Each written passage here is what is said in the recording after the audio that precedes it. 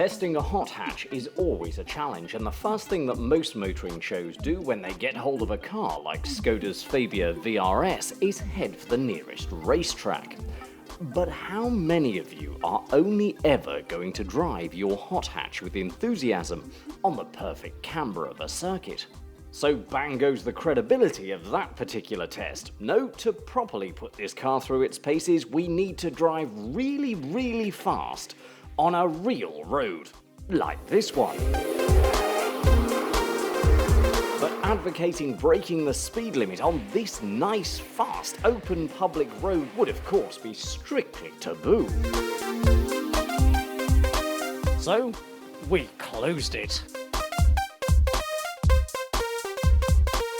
One of the benefits of working in TV is that you occasionally get to shoot a really cool driving sequence, and with marshals in place on our now closed stretch of road, it was time to unleash my inner vRS.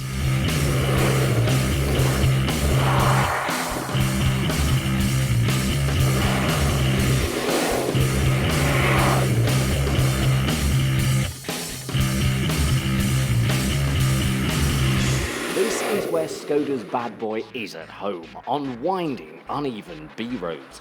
Because despite its relatively small engine, it has the sort of grunt that years ago you could only have found in a Golf GTI, and not without good reason. You see, here's the thing, genetically it's identical to the Polo GTI and the Seat Ibiza Cupra. In fact, if you drove them all back to back and blindfold, you probably wouldn't be able to tell the difference, even after you'd hit the tree. Sorry, that was a very stupid analogy, wasn't it? The vRS has exactly the same 1.4-litre petrol engine as the Cupra and the GTI. It uses a combination of a turbocharger and a supercharger to develop 177 brake horsepower, which is enough to take the Fabia from standstill to 62 miles per hour in a very respectable 7.3 seconds.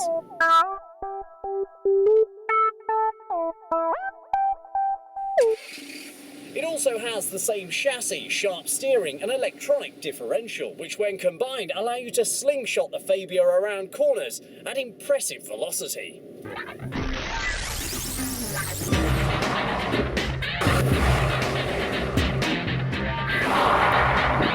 whole package responds extremely well to an enthusiastic driver.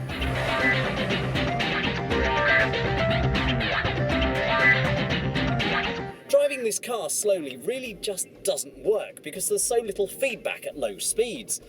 But put your lead boots on and you'll soon rectify that problem.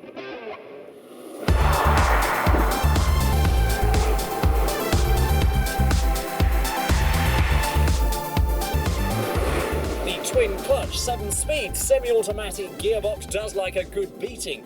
And even in auto mode, if you put it in sport, it will keep you in lower gears for an awful lot of the time. This will allow you to leap in and out of traffic with surprising agility. But there is a problem. You see, Skoda will not sell us a manual version of this car, so the closest you'll ever get to changing gear yourself is the paddle shifts on the steering wheel. And that brings me to an even bigger problem.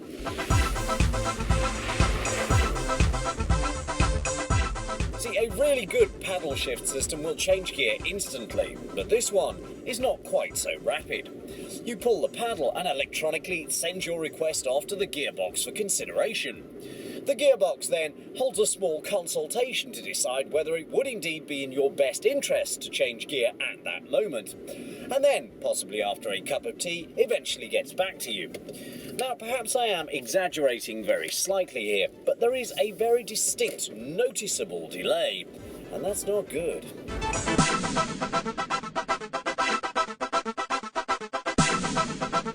To me, it's a real shame that there isn't a manual gearbox version, because I think that would connect you just a little bit more to that very lively chassis. And it is lively, it is exciting, and that is what a hot hatch is all about. This thing is seriously nippy. Not frighteningly fast, but as nippy as the business end of a Jack Russell. And let me tell you this, One thing I've learnt over the years is that you never mess with the business end of a Russell. This is a damn good car. It's solid, reasonably priced, and considering it's only a 1.4, very fast. It's even user-friendly. This is one of the most practical hot hatches on the market. It has 5 doors, very comfortable seats and bags of space. Yet it's actually 6 centimetres shorter than a 3-door Seat Ibiza Cupra, thanks to short overhangs and other clever space-saving features. It even has a bigger boot, so it is smaller, yet, bigger. Unfortunately, however, all of this practicality does have its drawbacks, because the Fabia looks nowhere near as sleek as other hot hatches from the Volkswagen stable. It's fairly flat-sided with narrow windows, and the 17-inch alloy wheels run the risk of being slightly lost beneath it all. But Skoda have thought about this very carefully and compensated accordingly. For example, they've taken a leaf out of the Mini's book and painted the roof a different colour, giving it the impression of floating above the car. The stylish alloy wheels, venom green paint, sporty nose and black windscreen pillars all help to cover up the odd proportions too. And the result? A remarkably convincing, sexy small hot hatch from Skoda. But in my mind, if it was a little bit cheaper and they gave you the option of that manual gearbox, it would be nigh on impossible to beat.